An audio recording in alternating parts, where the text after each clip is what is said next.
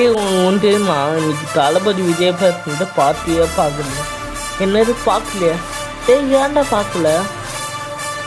கொஞ்சம் வேலையா இருந்தேன்டா, அதான் பார்க்க முடியல. சரி, தளபதி விஜய் என்ன பேசினாரு, எப்படி பேசினாரு? அவர் செம்மையா பேசினாரு. ஆமாம், நீ ஏன் பார்க்கல? நீ பார்த்துப்பேன்னு நினைச்ச, நீ தான் பார்க்கல. எனக்கு ரொம்ப வேலையா? ஆனால் தளபதி விஜய் ரொம்ப சூப்பராக பேசினார் தெரியுமா? நீ தான் மிஸ் பண்ணிட்ட. ஆனால் நான் பார்த்தேன்.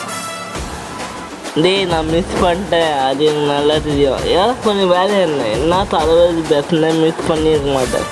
உனக்கு புரியுதா? ஏன்னா தளபதியே எனக்கு ரொம்ப பிடிக்கும், அது உனக்கு நல்லா தெரியும்.